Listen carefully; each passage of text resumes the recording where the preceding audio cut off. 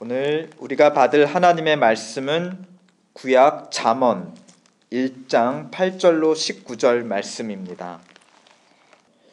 내 아들아, 내 아비의 훈계를 들으며 내 어미의 법을 떠나지 말라. 이는 내 머리에 아름다운 관이요 내 목에 금사슬이니라.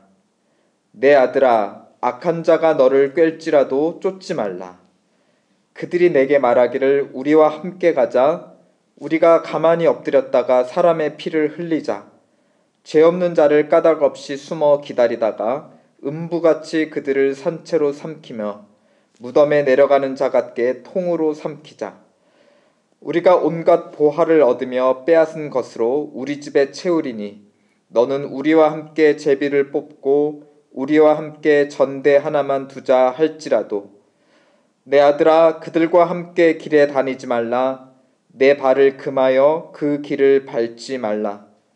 대저 그 발은 악으로 달려가며 피를 흘리는데 빠름이니라.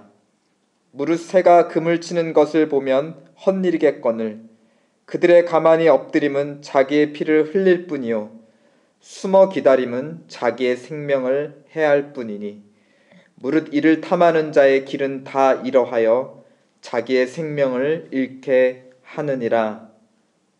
아멘. 저는 20살 때 대학 공부를 위해서 집을 떠나 서울로 유학을 갔습니다. 그때 부모님께서 당부하신 말씀 중에 지금도 기억에 남는 하나는 여자를 조심하라는 말씀이었습니다. 근데 막상 대학을 가보니 조심할 필요가 없었습니다. 시골에서 올라온 키 작은 저에게 다가오는 여자조차 없었습니다. 그래서 아무튼 저는 부모님의 말씀대로 여자를 조심하고 또 조심하고 또 조심하며 35살이 되도록 싱글로 살았습니다.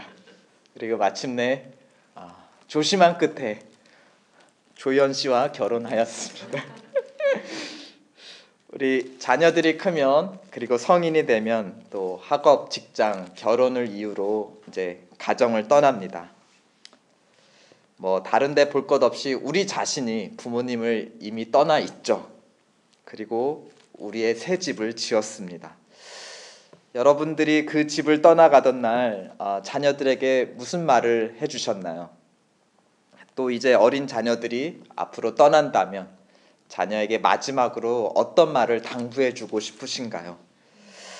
오늘 우리가 읽은 잠언 본문은 마치 집을 떠나는 자녀의 그 등을 향해서 부모가 당부하고 교훈하는 그런 말씀과 같습니다.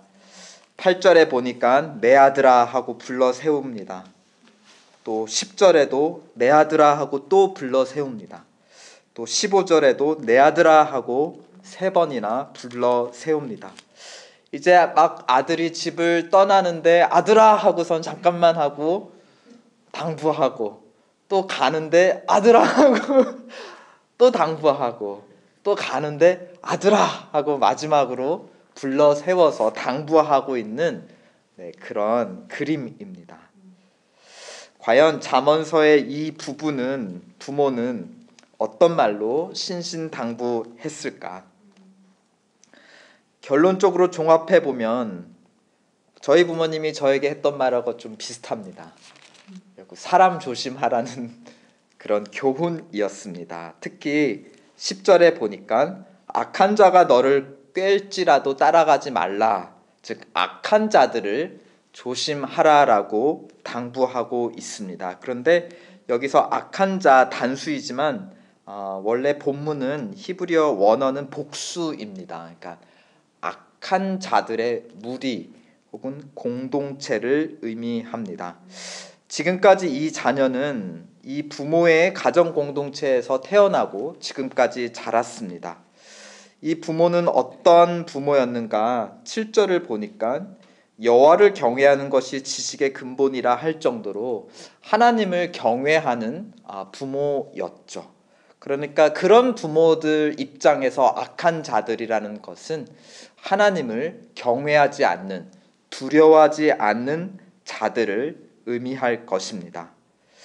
이제 집을 떠나는 자녀를 두고 마치 두 공동체가, 두 집단이 서로 이 자녀를 끌어가려고 경쟁하는, 그래서 서로 말로 경쟁하고 있는 그런 모양새입니다. 하나님의 공동체에서 이 부부를 통해 먼저 말을 하는 것이죠. 8절에 하나님을 경외하는 법도를 떠나지 말아라. 비록 우리는 떠나지 말지언, 우리는 지금 우리 부모를 떠나고는 있지만 하나님은 떠나지 말라. 비록 몸은 여기서 떠날지라도 하나님의 법도에서는 떠나지 말라. 그러니까 어딜 가든지 여전히 하나님의 법도로 울타리 쳐져 있는 하나님의 공동체 안에 머무르라는 것입니다. 하나님의 법도는 9절에 내 머리에 관이요 내 목에 금사슬이라 하였습니다.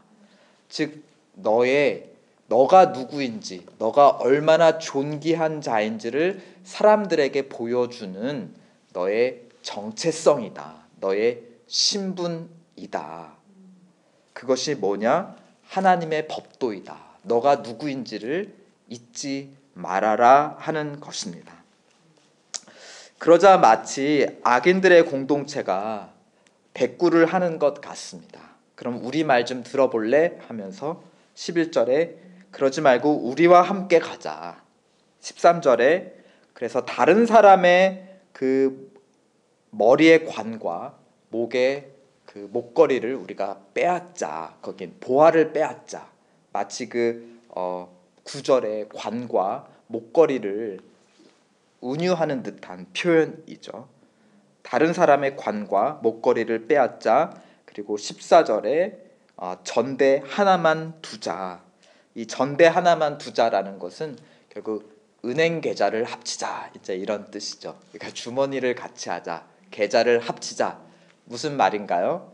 결국은 같이 살자. 우리 같은 공동체가 되자라는 것입니다. 그러자 마치 하나님의 공동체에서 대꾸하는 듯 15절에 부모께서 이렇게 얘기합니다. 그들과 함께 길에 다니지 말라. 왜냐하면 그들의 길은 눈에는 쉬운 성공의 길 같고 생명의 길처럼 보이지만 그 마지막은 결국 죽음이고 파멸이라는 것입니다.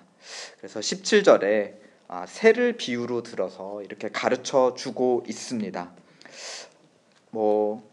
우리 시대도 그렇고 당시 고대 이스라엘 시대에도 어리석음의 대명사는 새였던 것 같습니다. 그래서 우리는 흔히 어리석은 자, 돌아서면 잊어먹는 사람들을 향해서 그 치킨 헤드라고 하죠.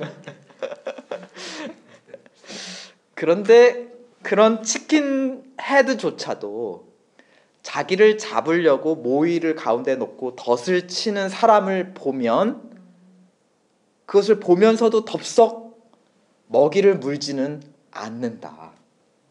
치킨 헤드도 그 정도의 지혜는 있는데 이 악한 자들은 어떠냐? 18절에 그런 줄 알면서도 눈앞에 먹이를 먹으려고, 눈앞에 금은 보화를 뺏으려고 사단이 쳐놓은 멸망의 덫을 덥석 문다. 이들은 정말 치킨 헤드보다 더한 헤드를 가지고 있는 어리석은 자들이다. 그들의 결국은 어떠하냐? 그래서 19절 다 함께 무릇 이를 탐하는 자의 길은 다 이러하여 자기의 생명을 잃게 하느니라. 그러므로 너는 그들과 함께 생명을 잃지 말라는 것입니다. 본문의 교훈은 언뜻 보면 단순히 나쁜 사람들과 어울리며 나쁜 짓 하지 마라. 그러다가 크게 다친다인 것처럼 들립니다. 하지만 진정한 교훈은 이것입니다. 집을 떠나도 하나님을 경외하라. 하나님의 법도 안에 머물러라. 하나님의 공동체 안에 속해 있어라 라는 것입니다. 그런데 이 집 떠나는 자녀가 하나님 경외하는 법도를 도대체 어디서 배웠을까요? 하나님의 공동체가 선하고 좋다는 것을 어디서 경험을 했을까요? 남의 것을 빼앗지 않고 도리어 자기 것을 베푸는 것이 자기의 재산이라는 것을 누구로부터 배웠을까요? 그가 태어나고 자란 가정, 그에게 처음 법도를 가르쳐준 부모에게서 배웠을 것입니다. 그러니까 이 자녀의 눈에는 부모같이 사는 사람이 의인이고 부모 같지 않게 사는 사람이 악인이라는 것이죠. 그러니까 이 부모는 하나님을 경외하는 법도가 금전관계나 대인관계에 있어서 성육화된, 모세의 율법이 다 말하고 있지 않은 영역에서도 하나님의 법도가 성육화된 존재가 바로 하나님을 경외하는 부모라는 존재였던 것입니다. 그런데 구약에서 부모와 자녀는 혈육을 넘어선 좀 더 포괄적인 관계를 가르쳐 줍니다. 구약 백성은 이제 이스라엘 백성인데 사실 조상이 한 사람입니다. 아브라함의 자손이죠. 그러니까 모두가 좀 멀기는 해도 혈통으로는 한 가족입니다. 거기다가 이들은 한 하나님을 섬깁니다. 언약으로 한 백성이 된 존재들입니다. 그래서 이제 구약을 읽다 보면 좀 헷갈리는 부분이 있는 게 친척 어른도 조카를 향해서 내 아들아 내 딸아 라고 부를 때가 있습니다. 또 왕들도 자기 백성을 향해서 내 아들아 내 자녀라 라고 부르는 경우가 있습니다. 이 잠언은 솔로몬 왕의 잠언인데 결국 여기서 부모는 내 자녀라고 부르는 그 부모는 솔로몬 왕일 가능성이 굉장히 높습니다. 그러니까 자기의 젊은 백성들이 다 자기 자식인 거나 마찬가지예요. 우리 신약 백성들은 혈통이 아니라 예수 그리스도를 믿는 한 믿음으로 하나님의 가족이 되었습니다. 또 예수 그리스도께서 십자가 희생으로 맺어진 새 언약으로 하나 된 하나님의 백성이기도 합니다. 그러므로 우리 자녀들이 집을 떠나기 전에 또 우리 교회 공동체를 떠나서 다른 지역으로 가기 전에 우리는 우리 자녀들에게 하나님 경외하는 법도를 가르쳐 주고 전해 줍시다. 그렇다면 그들이 하나님을 경외하는 가정을 세울 것이고 또 그러한 또 다른 교회를 세워갈 줄로 믿습니다. 다른 비결은 없고 우리 자신이 하나님의 법도가 성육화된 그런 말씀이 육신이 된 존재가 되는 방법밖에는 없습니다. 이를 위해서 말씀이신 예수 그리스도께서 육신이 되셨고 또한 성령을 한량없이 우리에게 부어주신 줄 믿습니다. 그러므로 우리가 하나님의 성령에 힘입어서 성령의 열매를 맺으며 하나님의 법도가 육신이 되어 살아 움직이는 그런 존재가 될 수 있고 그런 공동체를 이루어갈 수 있습니다. 오늘도 함께 기도합시다. 하나님을 경외하는 법도 하나님의 말씀이 우리 삶에 성육하게 도와주시옵소서.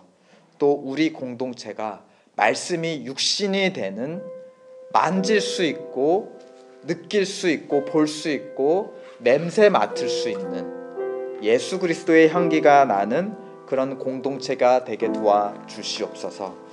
이런 코비드 상황 속에서 어떻게 하라는 율법은 성경책에 기록되어 있지 않습니다. 하나님의 성령께서 우리에게 지혜를 주셔서 우리만이 맡고 있는 이 낯선 상황 속에서 하나님의 말씀을 실천할 수 있는 지혜를 주셔야 합니다. 하나님으로부터 오는 지혜를 구합시다. 이 시간 자신과 가정과 또 우리 교회 공동체를 위해서 함께 간구합시다.